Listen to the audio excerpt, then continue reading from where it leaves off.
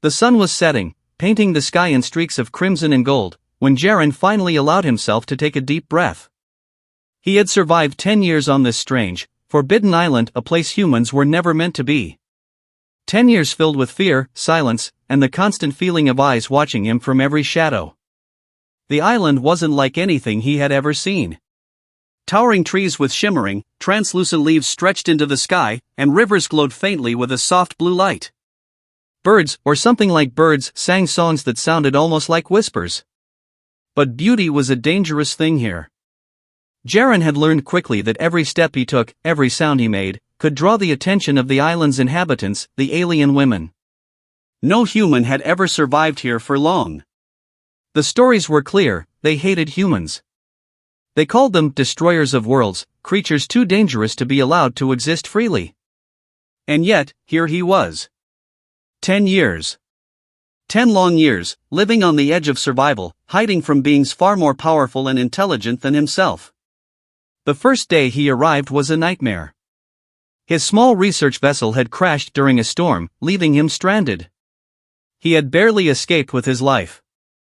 The island had seemed peaceful at first, almost welcoming, but then the women came. Their eyes glowed softly in the dark, and their voices carried in the wind, soft but sharp, like knives.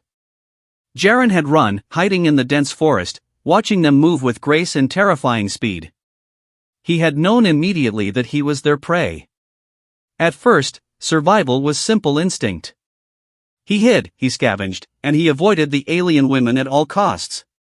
He learned which fruits were safe, which waters were clean, and which areas of the island were traps. Every day was a battle between staying alive and being discovered. He built a small shelter high in the trees, a place no human had thought to reach. From there, he could observe the island without being seen. But surviving wasn't enough.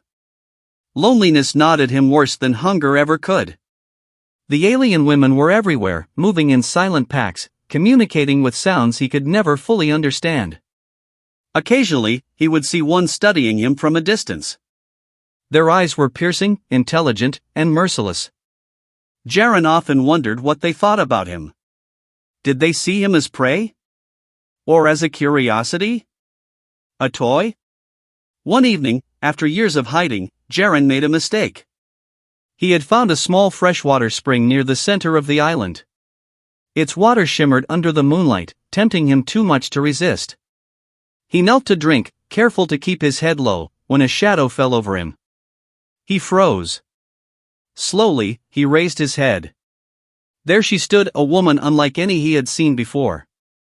Taller than the others, with skin that seemed to shimmer like the river, and eyes that burned like molten gold. She didn't speak. She didn't move closer. She just watched. Jaren's heart pounded.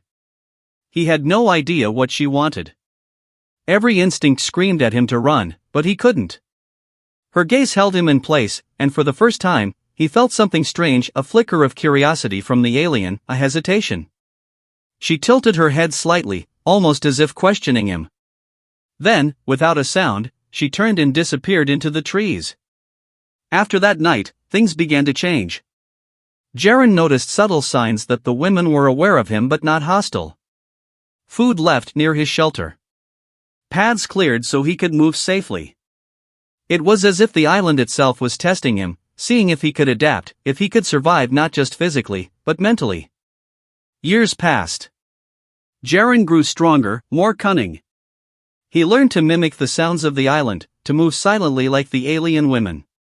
He studied them, watched them communicate, and slowly, he began to understand. They weren't mindless predators. They had rules, culture, and logic that was alien, but brilliant. He began to respect them, even admire them. Then, on the 10th year, it happened.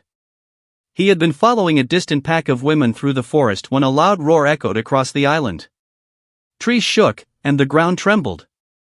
A creature, massive and terrifying, emerged from the shadows. It had scales like black glass and eyes that burned red. The alien women scattered, their usual grace replaced by fear. Jaren froze. This wasn't like anything he had seen.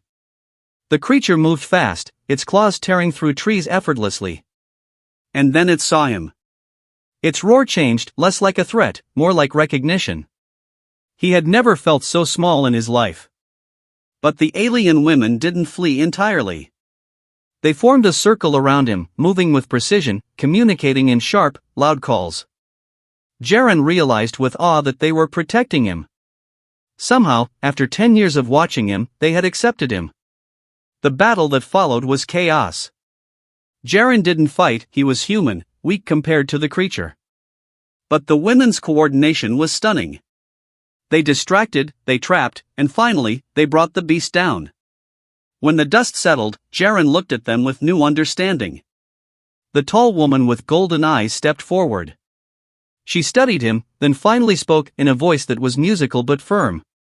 "You have survived. You have learned. You understand our ways. You may stay." Jaren's relief was overwhelming. 10 years of fear, loneliness, and struggle had led to this moment. He didn't just survive, he had become part of something greater than himself. Life on the island after that was still dangerous, but it was different. The women allowed him to move among them cautiously. He learned their language, their customs, and their ways of thinking. He became a student of their world, a human in a society that had once hated his kind.